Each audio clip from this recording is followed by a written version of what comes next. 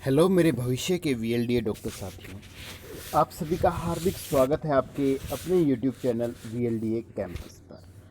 और बच्चों, आज हम क्लास लेके आए हैं आप लोगों के लिए फिज़िक्स का चैप्टर करेंगे ह्यूमन आई, आज की ही वीडियो में कंप्लीट।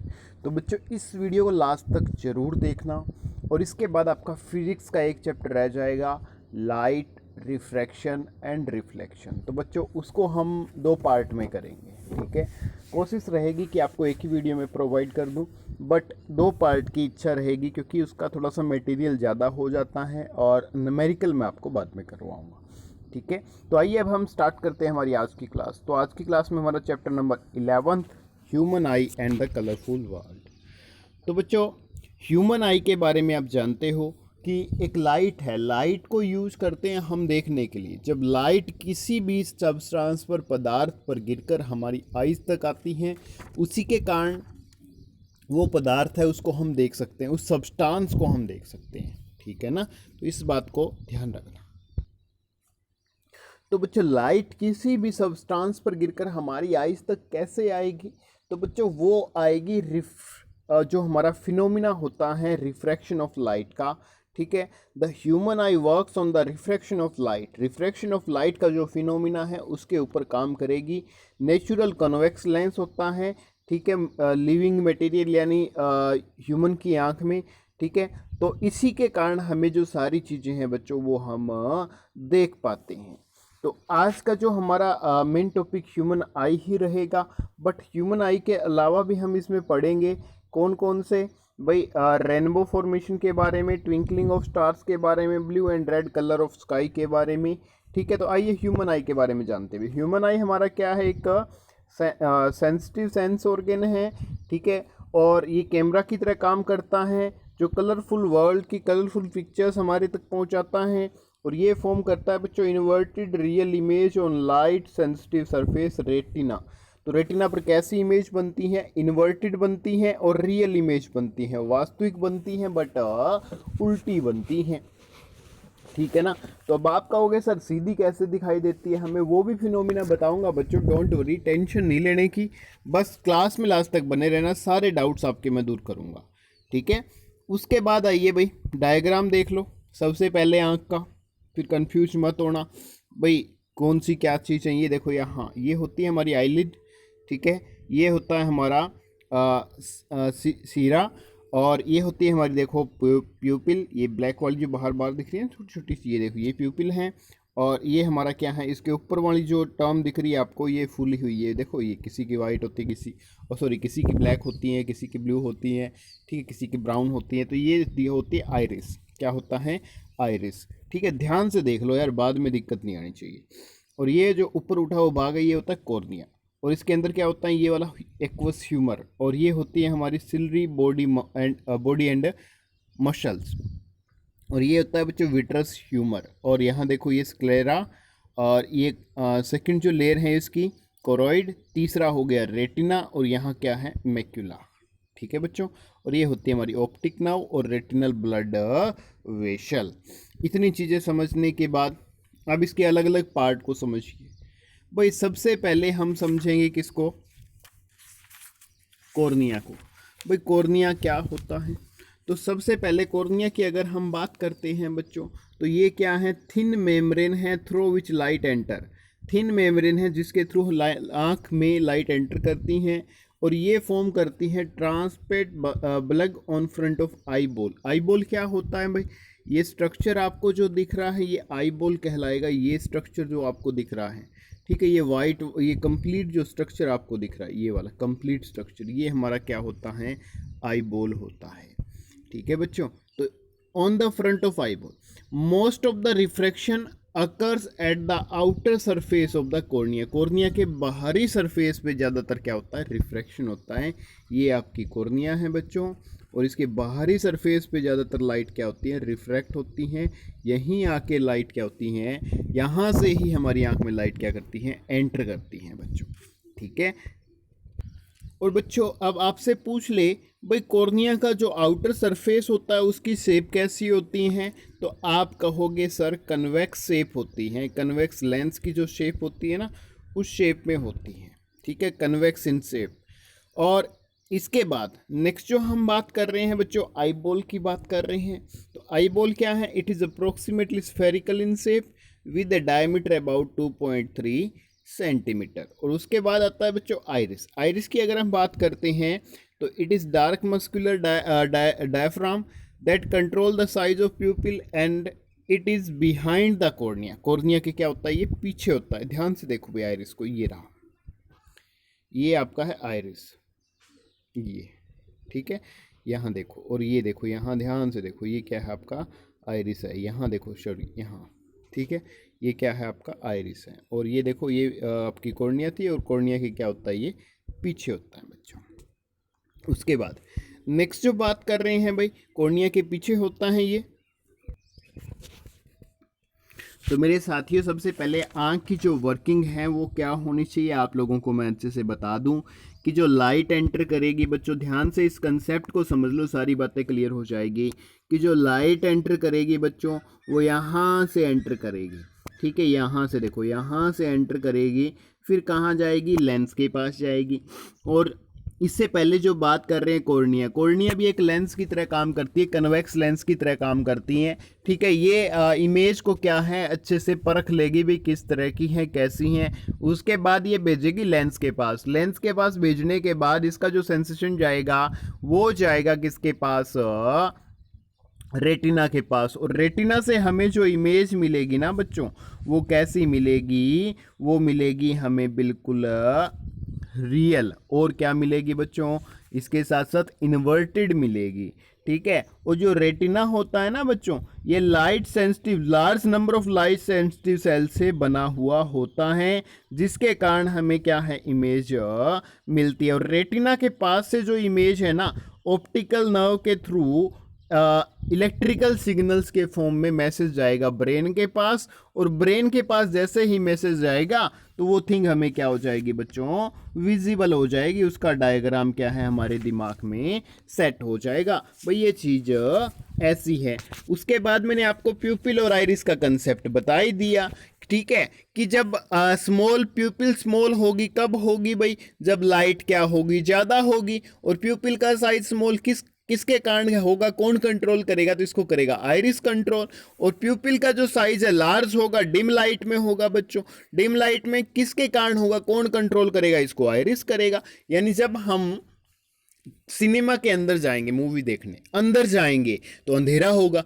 वो अंधेरा होगा तो उस टाइम हमें एक बार कुछ नहीं दिखेगा, क्योंकि उस टाइम जो आपकी प्यूपिल है उसका साइज क्या है, नॉर्मल है। जैसे धीरे धीरे आप अंदर जाओगे तो प्यूपिल का साइज क्या हो जाएगा, बिल्कुल अच्छे से सेट हो जाएगा, छोटा हो जाएगा, और आप लोगों को वहां सही दिखने लग जाएगा।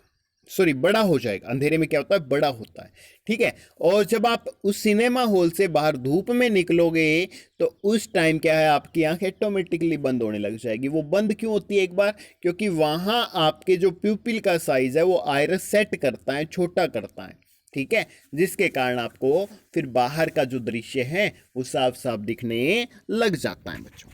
उसके बाद हमने बात की थी, दो तरह की बात की थी, रोड्स और कोन्स के बारे में पढ़ा था। रोड शेप्ड सेल्स के बारे में पढ़ा था। ये रेटिना के ऊपर प्रेजेंट होती हैं बच्चों, जो हमें डिम लाइट में दिखाती हैं, ठीक है। डिम लाइट में हम उस इमेज को क्या कर सकते हैं, फील कर सकते हैं। जैसे उल्लू है, उल्लू में क्या है, very large number of rod cells होती हैं बच्चों इसकी रेटिना पे, ठीक है। इसी के कारण ये प्रॉपरली डिम लाइट में चीज़ों को देख सकता है, ठीक है। और इसके बाद कोन सेल्स की बात करते हैं बच्चों। कोन सेल्स का काम क्या होता है, कोन शेप्ड होती हैं ये, और ये हमारी रेटिना के अंदर ही प्रेजेंट होती हैं, रेटिना पर प्रेजेंट होती हैं।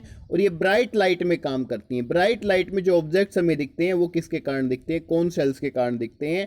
और जो कोन सेल्स हैं वो डिम लाइट में काम नहीं करेगी। समझ गए मेरी बात भाई, इतनी बात समझ गए तो आगे चलते हैं भाई। इसने कहा परसिस्टेंस ऑफ विजन, विजन का जो परसिस्टेंस है वो क्या होना चाहिए, ध्यान से देखो।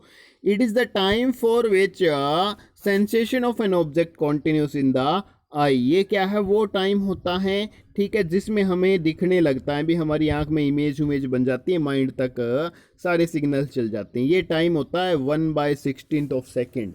1/16 ऑफ सेकेंड, ठीक है ना, समझ आ गई बात। Is the time for which the sensation of an object continue in the eye, कि हमारी आंख में वो दृश्य कब तक विजिबल रहेगा, तो 1 सेकंड के 16वें हिस्से तक वो चीज़ क्या रहेगी, हमारे दिमाग में रहेगी भाई, ठीक है। उसके बाद आइए नेक्स्ट पे भाई। नेक्स्ट जो बात करते हैं वो करते हैं एकमेंडेशन की। किसकी बात करते हैं, एकमेंडेशन की। एकमेंडेशन से पहले बच्चों एक छोटी सी बात मैंने आपको और बतानी थी, वो ये थी भाई कि जो नॉर्मल आई है डिस्टेंस ऑब्जेक्ट्स को, ठीक है, क्लियरली देख सकती है, वो देख सकती है पावर ऑफ एकमेंडेशन के कारण।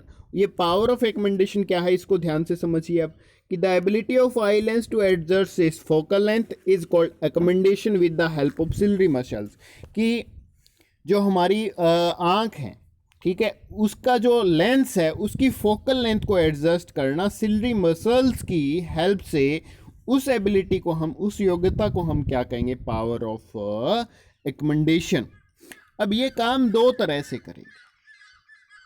जब सिलरी मसल्स क्या होगी, रिलैक्स्ड होगी बच्चों, उस टाइम आई लेंस थिन हो जाएगा, इसकी फोकल लेंथ इंक्रीज हो जाएगी, और ये हमें क्या है, डिस्टेंट ऑब्जेक्ट को क्लियरली देखने में क्या होगी, मदद होगी। जब ये कॉन्ट्रैक्ट हो जाएगी, सिकुड़ जाएगी, तो आई लेंस थिक हो जाएगा, मोटा हो जाएगा, फोकल लेंथ क्या हो जाएगी, कम हो जाएगी, और इसके कारण हम नज़दीक की चीज़ों को बिल्कुल अच्छे से देख सकते हैं बच्चों, ठीक है। और इसमें क्या है कि जो पैरेलल रेज हमें मिलेगी, ठीक है, पैरेलल रेज हमें कब मिलेगी, किस कारण मिलेगी भाई, इसका आंसर एक बार आप मेरे को फटाफट से लाइव चैट में दे दो।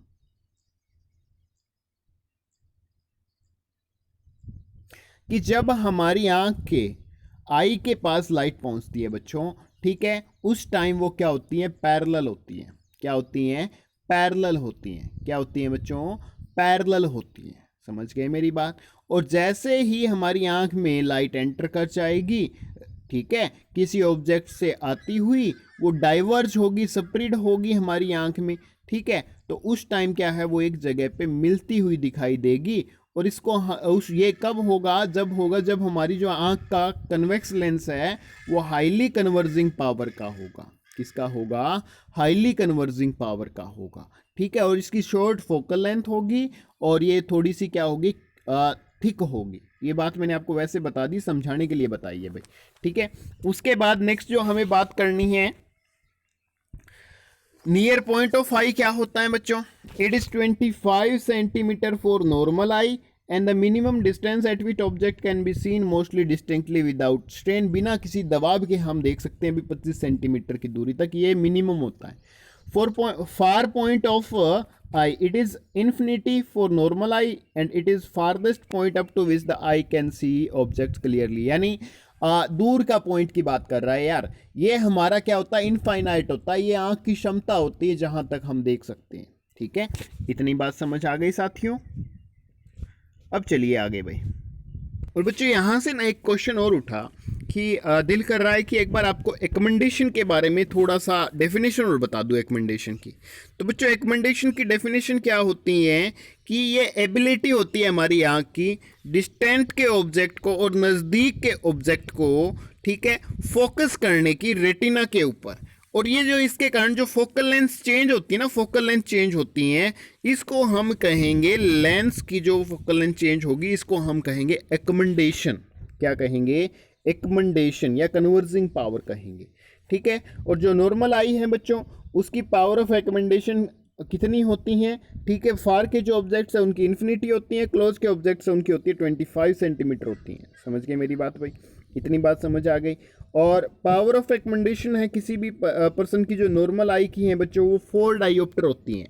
कितनी होती हैं, 4 डायोप्टर, ऐसे लिखते हैं इसको, 4 डायोप्टर। डायोप्टर में क्या करते हैं, पावर को मेजर करते हैं। फॉर्मूला क्या होगा, P is equal to 1/f, focal length पे डिपेंड करेगी ये। और फोकल लेंथ यहाँ हम इसमें किस में लेंगे, मीटर में, ठीक है। सेंटीमीटर में दी हुई होगी, उसको मीटर में कन्वर्ट करना पड़ेगा। न्यूमेरिकल करवा दूंगा, डोंट वरी, टेंशन नहीं लेने की, बस चलते चलो, सारा काम आप लोगों का हो जाएगा, आप लोगों को सारी बातें समझ आएगी। बस आज की क्लास को लास्ट तक देख लेना, दिक्कत नहीं आएगी, ठीक है। अगर भाई आज की क्लास को आप लास्ट तक नहीं देखोगे तो भाई लोगों फिर मैं कुछ नहीं कर सकता यार, ठीक है, फिर आप लोगों को दिक्कत होगी। अब बच्चों, defects of vision and their correction, कि हमारे आँख की जो बीमारियां हैं वो और उनको हम ठीक कैसे कर सकते हैं, इस बात को जानना भी ज़रूरी है। ठीक है ना बच्चों। तो हमारी आँख की जो डिसीज हैं, बीमारियां हैं, सबसे पहले कैटरेक्ट की बात करते हैं। The image cannot be seen distinctly because eye lens become milky and cloudy. This condition is known as cataract. It can cause complete or partial loss of vision. मोतियाबिंद जिसको आप बोलते हो। ठीक है, आंखों के आगे क्या है, मिल्की और क्लाउडी जो लेयर आ जाती हैं, इसके कारण हमें दिखना बंद हो जाता है भाई। तो इसको हम कहते हैं कैटरेक्ट, और इसको दूर किया जा सकता है सिर्फ और सिर्फ surgical removal of extra growth, यानी कैटरेक्ट सर्जरी के द्वारा। ठीक है। और इसके बाद ये सफ़ेद मोतियाबिंद का तो इलाज होता है मेरे हिसाब से, और ब्लैक का नहीं होता, क्योंकि जो हमारा ब्लैक वाला जो पोर्शन है उसी की तरह ही वो लेयर हो जाती है, तो डॉक्टर को समझ नहीं आता भाई किसको उतारूं किसको ना उतारूं। ठीक है ना, तब करके दिक्कत आ जाती है बच्चों। अब जो हम बात कर रहे हैं भाई, नेक्स्ट मायोपिया की बात कर रहे हैं। तो बच्चों मायोपिया क्या है? मायोपिया बच्चों होता है नियर साइटनेस, यानी नियर साइटनेस का मतलब क्या है भाई, इसमें हमें नियर साइटनेस, ध्यान से पढ़ लो मायोपिया के बारे में, क्योंकि इसमें क्या है, एक बंदे को आंख का ये डिफेक्ट होता है जिसके कारण दूर की चीज़ों को क्लियरली नहीं देख सकता, नज़दीक की चीज़ों को देख सकता है। याद कैसे रखेंगे? तो याद ऐसे रखना है कि हिंदी में होता है निकट दृष्टि दोष। निकट दृष्टि दोष का उल्टा आपको याद रखना है कि उल्टा नहीं दिखेगा, यानी दूर की चीज़ें हमें नहीं दिखेगी, दूर की चीज़ें हमें नहीं दिखेगी, उसको हम क्या कहेंगे, नियर साइटनेस। ठीक है, समझ आ गई बात भाई। और ये किसकी वजह से होता है? High converging power of eye lens की वजह से होता है। ठीक है, due to eyeball being too long, eye being ज़्यादा लंबा हो जाता है, आई बॉल ज़्यादा लंबा हो जाता है, इसके कारण दिक्कत आती है भाई।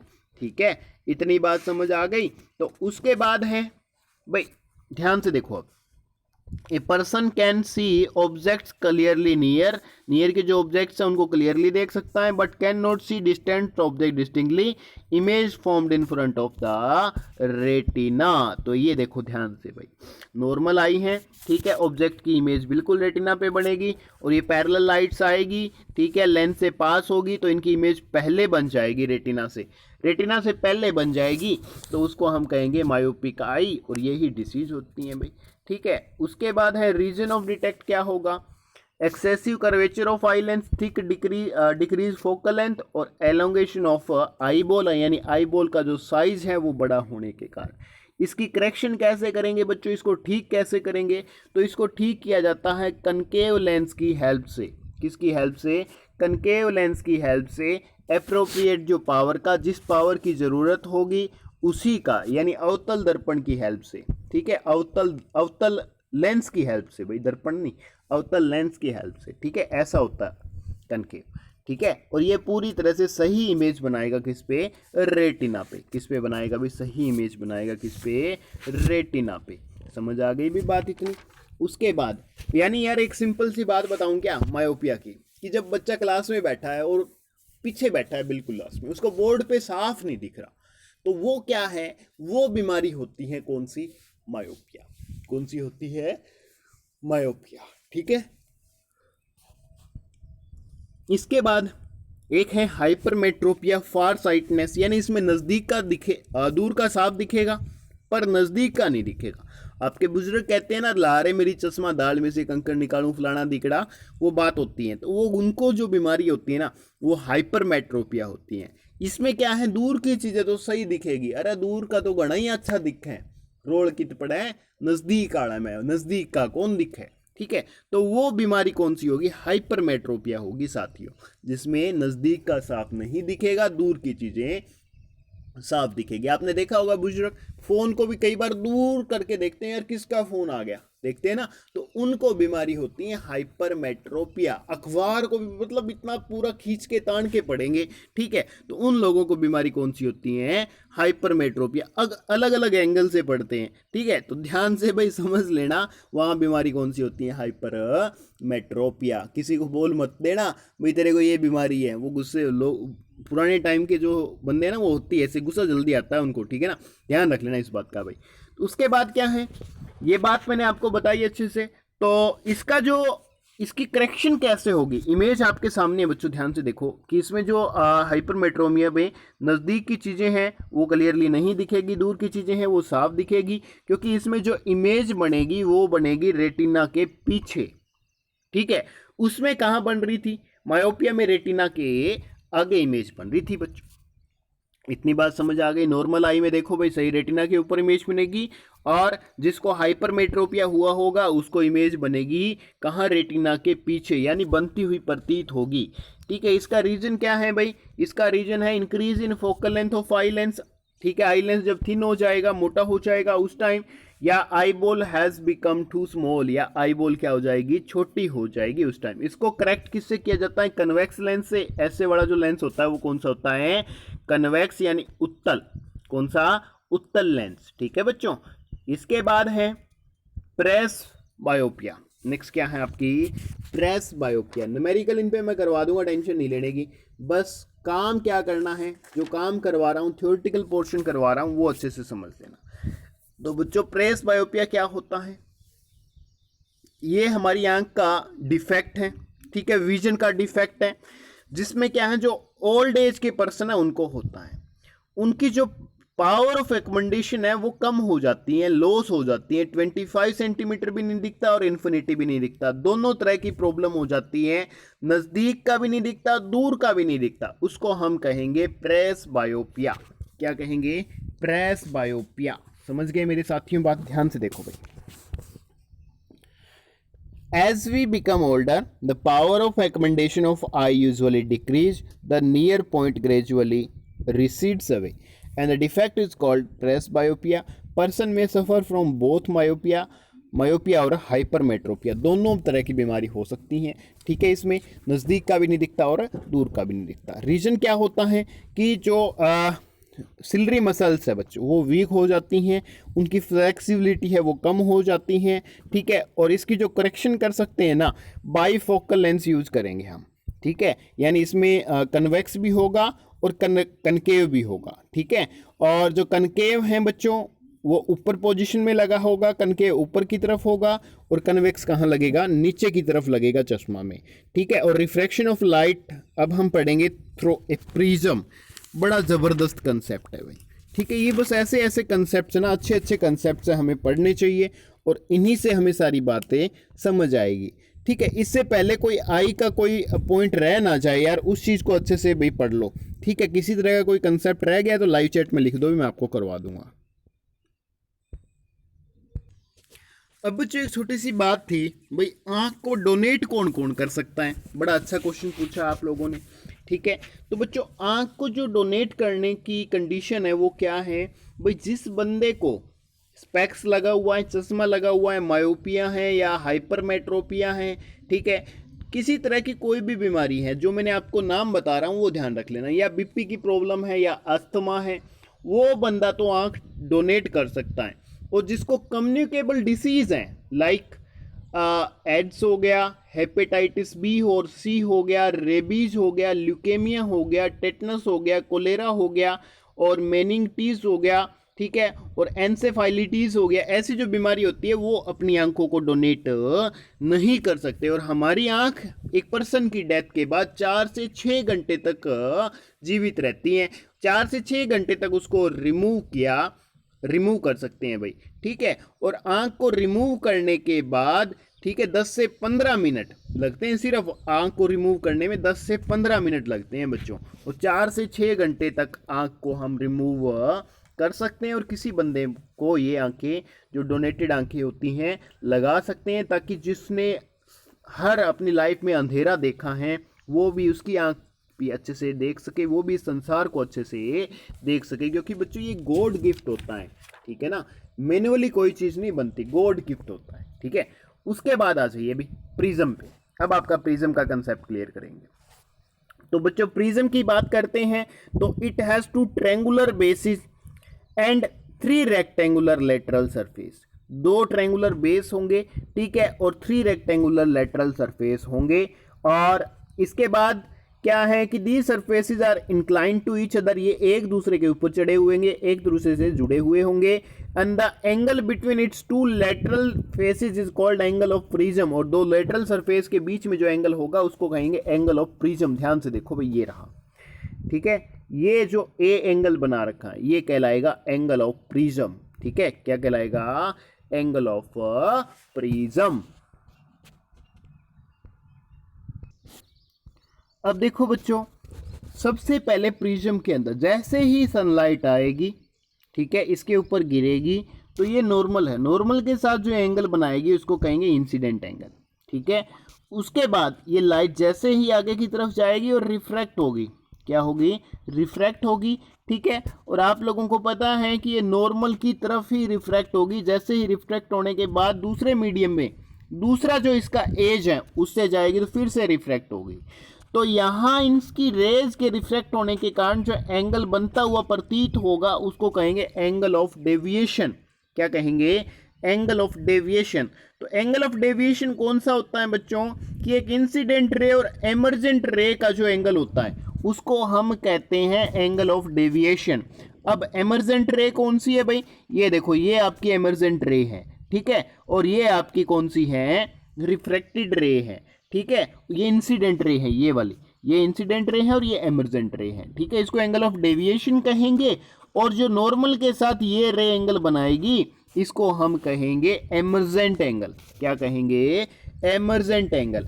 और एक बात ध्यान रखना कि जो लाइट बैंड होगी, मुड़ेगी, वो हमेशा प्रिज्म के बेस की तरफ मुड़ेगी, या प्रिज्म का जो थिकर पार्ट होगा, मोटा हिस्सा होगा, उसकी तरफ बैंड होगी, ठीक है बच्चों, इतनी बात समझ आई। उसके बाद क्या है कि जो एंगल ऑफ डेविएशन होता है वो क्या होता है, मैंने बता तो दिया आपको, एक बार फिर से रिपीट कर देता हूं। Angle between incident ray and emergent रे, ठीक है, dispersion of white light by a glass prism, कि एक ग्लास प्रिज्म के द्वारा व्हाइट लाइट का जो डिस्पर्जन है वो कैसे होता है। ध्यान से देखो भाई, व्हाइट लाइट आएगी, ठीक है, फिर ये अलग अलग कलर्स में टूट जाएगी, तो ये जो एंगल, यहाँ एंगल जो बनेगा ये बनेगा angle of deviation for red colour, और ये जो एंगल बनेगा ये बनेगा angle of deviation for white colour. तो एंगल ऑफ डेविएशन स्मॉल किसके लिए होता है बच्चों, रेड कलर के लिए, और एंगल बड़ा किसके लिए होता है, वॉयलेट कलर के लिए होता है, ठीक है। और ये व्हाइट लाइट का स्पेक्ट्रम होगा, किसका स्पेक्ट्रम होगा, व्हाइट लाइट का। और जो angle of deviation violet colour का है बच्चों वो बड़ा होगा किससे, angle of deviation for red colour से क्या होगा, बड़ा होगा। तो बच्चों यहाँ कलर कितने होंगे, कलर 7 होंगे बच्चों। पहला कलर कौन सा होगा, रेड होगा, फिर कौन सा आएगा, ऑरेंज आएगा, फिर कौन सा, येलो, फिर ग्रीन, फिर ब्लू, उसके बाद इंडिगो, ठीक है, उसके बाद वॉयलेट, सबसे लास्ट में कौन सा कलर मिलेगा, वॉयलेट कलर मिलेगा बच्चों। इतनी बात समझ आ गई। 7 कलर में जब स्प्लिटिंग होगी व्हाइट लाइट, ठीक है, किसी ट्रांसपेरेंट मीडियम में, ग्लास प्रिज्म में, उसको कहेंगे डिस्पर्जन ऑफ लाइट। क्या कहेंगे, डिस्पर्जन ऑफ लाइट। तो इससे हमें क्या पता चलता है बच्चों कि जो व्हाइट लाइट है ना वो 7 कलर का मिक्सचर है। कितने कलर का, 7 कलर का मिक्सचर है। कौन कौन से है भाई 7 colour, red, orange, yellow, green, blue, Indigo और वॉयलेट। समझ आ गई बात भाई इतनी, ठीक है। उसके बाद जो डिस्पर्जन ऑफ व्हाइट लाइट होता है बच्चों, ठीक है, वो होता है colours of white light travel at different speed through the glass prism. की व्हाइट लाइट के जो कलर्स हैं वो क्या है कि अलग अलग स्पीड के साथ क्या है, ट्रेवल करते हैं, इसके कारण डिस्पर्जन होता है उनका, ठीक है। और जो व्हाइट लाइट है वो कंसिस्ट होगी 7 कलर्स की। जैसे ही ग्लास प्रिज्म पे फॉल होगी तो इसका प्रत्येक जो कलर है रिफ्रैक्ट होगा, ठीक है, डिफरेंट एंगल पे होगा। इसी के कारण हमें क्या मिलेंगे बच्चों, 7 कलर मिलेंगे और हमें एक स्पेक्ट्रम मिलेगा। ठीक है, और जो रेड कलर डेविएट होगा बच्चों वो सबसे कम डेविएट होगा, ठीक है, और सबसे ऊपर आएगा। और जो आपका वॉयलेट कलर है वो डेविएट होगा बच्चों सबसे ज्यादा और सबसे नीचे आएगा, ठीक है। रेड कलर कम से सबसे कम डेविएट होगा, सबसे ऊपर आएगा। वॉयलेट कलर सबसे ज्यादा डेविएट होगा, इसी के कारण ये सबसे नीचे आएगा। इतनी बात समझ आ गई साथियों? अगर इतनी बात समझ आ गई है तो फिर हम आगे चलते हैं भाई, ठीक है। इसके बाद है भाई फ्रीक्वेंसी का जो ऑर्डर है डिक्रीजिंग वेवलेंथ। तो सबसे ज्यादा जो फ्रीक्वेंसी होगी बच्चों वो रेड कलर की होगी, मैं लिखवा देता हूं, ठीक है। रेड की सबसे ज्यादा, उसके बाद ऑरेंज की कम, ठीक है। उसके बाद किसकी होगी ज्यादा? येलो की, येलो के बाद ग्रीन, ठीक है। ग्रीन के बाद ब्लू, ब्लू के बाद इंडिगो, इंडिगो के बाद वॉयलेट। तो सबसे कम किसकी होगी? वॉयलेट की होगी फ्रीक्वेंसी वेवलेंथ, ठीक है। सबसे ज्यादा किसकी होगी भाई? रेड की। समझ आ गई बात? इतनी फ्रीक्वेंसी की बात की है मैंने, ठीक है ना। ऑर्डर ऑफ इंक्रीजिंग फ्रीक्वेंसी है ये, और डिक्रीजिंग वेवलेंथ है। वेवलेंथ ज्यादा किसकी होगी? आपकी डिक्रीजिंग वेवलेंथ है बच्चों ये, और इंक्रीजिंग फ्रीक्वेंसी है, ध्यान रख लेना। फ्रीक्वेंसी ज्यादा किसकी होगी, ठीक है ना, उसके हिसाब से मैंने आपको बताया है।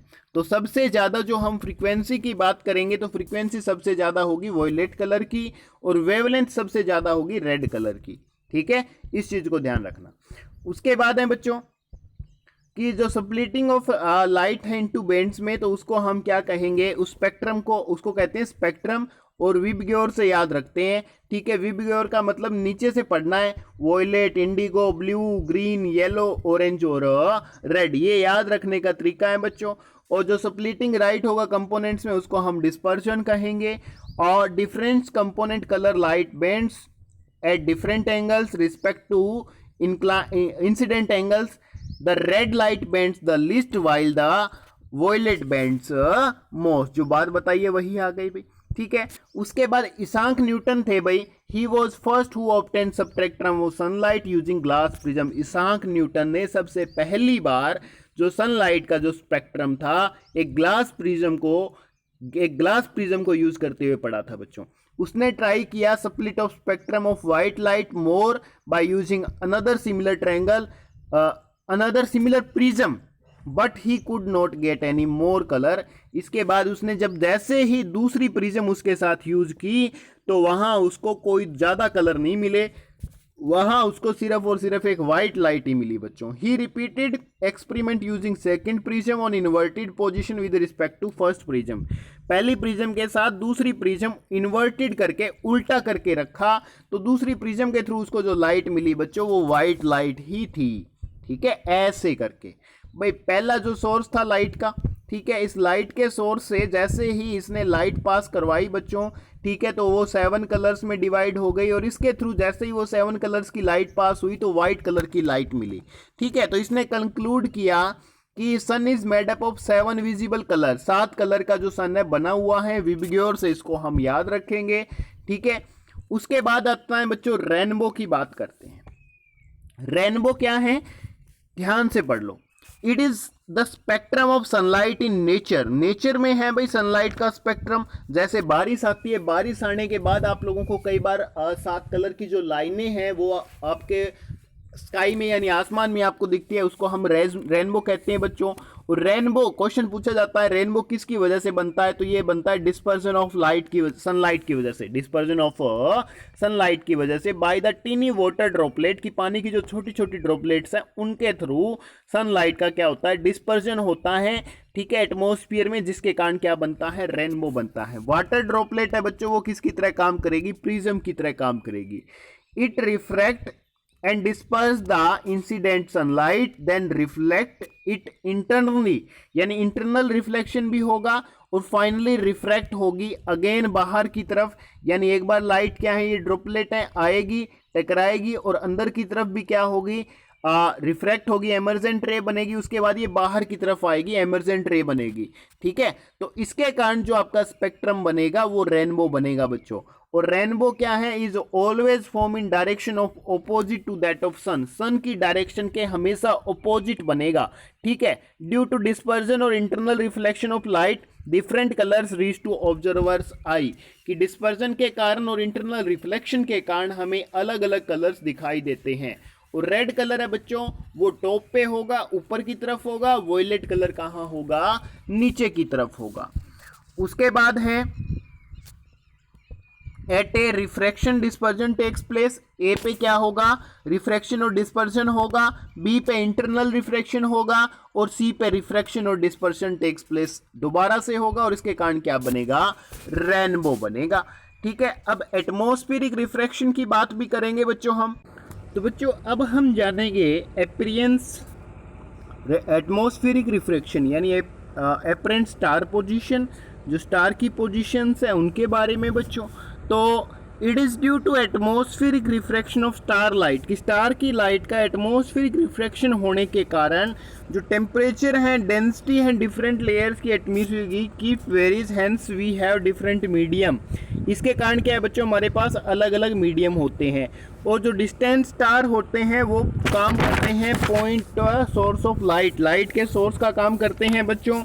जैसे ही स्टारलाइट एंटर करेगी अर्थ के एटमॉस्फेयर में तो ये रिफ्रैक्शन के अंडर जाएगी, रिफ्रैक्शन होगा जिसके कारण क्या है, रिफ्रैक्टिव इंडेक्स चेंज होगा। ठीक है, रेयर टू डेंसर मीडियम में जाएंगे तो इसके कारण जो लाइट है बच्चों वो बैंड हो जाएगी नॉर्मल की तरफ। ठीक है, तो इससे क्या होगा, due to this the apparent position of star is different from actual position, कि जो हमें स्टार दिखेगा उसकी पोजीशन क्या होगी, एक्चुअल पोजीशन से डिफरेंट होगी। And the star appear higher than it is actual position, और स्टार हमें क्या है, ज़्यादा ऊंचा दिखेगा अपनी नॉर्मल पोजीशन से। अब नॉर्मल क्या होता है भाई, ये कोई मीडियम हो गया। ठीक है, जब रे ऑफ लाइट आई, टकराई और क्या हो गई, रिफ्रैक्ट हो गई, तो यहाँ जो मीडियम बनेगा ये जो होता है इसका परपेंडिकुलर, उसको हम कहते हैं नॉर्मल। क्या कहते हैं, नॉर्मल। ठीक है बच्चों, लाइट आई, इसके बाद क्या है, जैसे ही लाइट इंसिडेंट रे आई, टकराई और वो क्या हुई, बैंड हुई। ठीक है, दूसरे मीडियम से जाएगी तो वो क्या होगी, रिफ्रैक्ट होगी। तो यहाँ जो ये बनेगा इसको हम नॉर्मल कहेंगे और ये एंगल बनाएगा 90 डिग्री का परपेंडिकुलर। ठीक है बच्चों, जैसे यहाँ देखो ये क्या है, ये आपका नॉर्मल है। ठीक है, और ये दिखाएगा एपरेंट पोजीशन ऑफ स्टार। भाई बच्चा यहाँ खड़ा है, ठीक है, उसको स्टार यहाँ दिखाई देगा। ये किसके कारण दिखाई देगा, एटमॉस्फेरिक रिफ्रैक्शन के कारण, और ये क्या हो गया, ओरिजिनल पोजीशन हो जाएगी स्टार की, जो नॉर्मल दिखाएगा। नॉर्मल क्या दिखाएगा, ओरिजिनल पोजीशन दिखाएगा बच्चों स्टार की। हाँ, एक बात जो मैंने आपको कही कि ये नॉर्मल परपेंडिकुलर होगा, परपेंडिकुलर नहीं होगा भाई। ठीक है, ध्यान रखना, क्योंकि ये एक्चुअल पोजीशन को दिखा रहा है और ये जो एंगल होगा ना, ये एंगल इनका अलग होगा। ठीक है, इतना डिफरेंस होगा इनकी एग्जैक्ट पोजीशन के बीच में, और इसके कारण क्या है, जो एटमॉस्फेरिक रिफ्रैक्शन है जब ऊपर की तरफ जाते हैं तो वो क्या हो जाता है, रिफ्रैक्टिव इंडेक्स कम हो जाता है। ठीक है, जैसे एटमॉस्फेयर में आएंगे तो यहाँ से रे ऑफ लाइट आई, टकराई और यहाँ क्या हो गई, इसकी तरफ बैंड हो गई।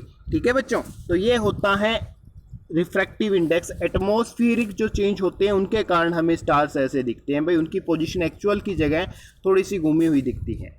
अब ट्विंकलिंग ऑफ स्टार से भी स्टार्स चमकते क्यों हैं, ये भी किसके कारण होता है, एटमॉस्फेरिक रिफ्रैक्शन के कारण होता है बच्चों। कि जो दूर के जो ऑब्जेक्ट्स हैं, स्टार लाइक स्टार्स हैं, दूर के जो स्टार्स है वो पॉइंट ऑफ सोर्स का काम करेंगे लाइट की। जैसे ही बीम आएगी स्ट्रेट लाइट्स की, डेविएट होगी वो अपने रास्ते से, और जो एपरेंट पोजीशन है स्टार्स की वो क्या हो जाएगी, चेंज हो जाएगी। और जो फिजिकल कंडीशन है अर्थ पे एटमॉस्फेयर की वो क्या है, स्टेशनरी नहीं होती, जीरो नहीं होती, चेंज होती रहती हैं।